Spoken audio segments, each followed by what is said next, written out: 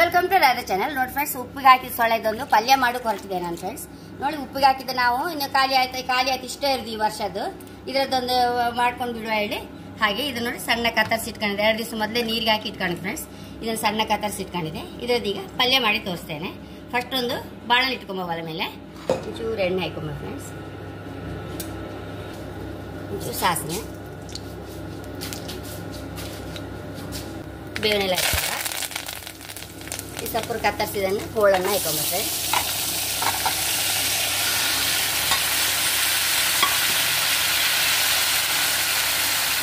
ಬೆಲ್ಲ ಹಾಕೊಂಡ, ಒಂಚೂರು ಅರಿಶಿನ,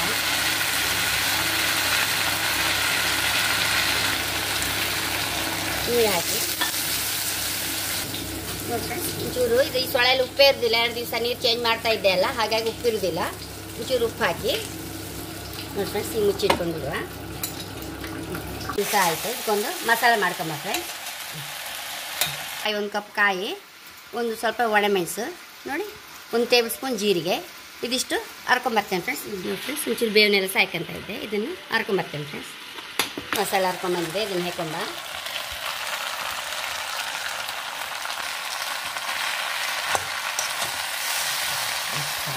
ನೋಡಿ ಫ್ರೆಂಡ್ಸ್, ಪಲ್ಯ ಆಗಿದೆ.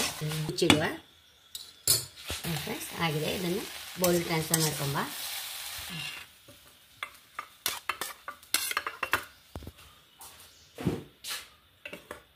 ನೋಡಿ ಫ್ರೆಂಡ್ಸ್, ಎಷ್ಟೋ ರುಚಿಯಾದ ಪಲ್ಯ ರೆಡಿ ಆಗಿದೆ. ಇಲ್ಲೆಲ್ಲ ಹೊಸ್ತಿಗೆ ಅಕ್ಟೋಬರಲ್ಲಿ ಬರುವ ಈ ಹೊಸ್ತಿಗೆಲ್ಲ ಈ ಸೊಳೆ ಪಲ್ಯ ಮಾಡೇ ಮಾಡ್ತಾರೆ ಫ್ರೆಂಡ್ಸ್. ಎಲ್ಲರಿಗೂ ಮಾಡಲೇಬೇಕು. ಇದನ್ನು ನಾವೀಗ ಒಂಚೂರು ನೋಡಿ, ಈಗ ಅನ್ನಕ್ಕೆ ತುಪ್ಪ ಹಾಕ್ಕೊಳ್ಬೇಕು ಫ್ರೆಂಡ್ಸ್.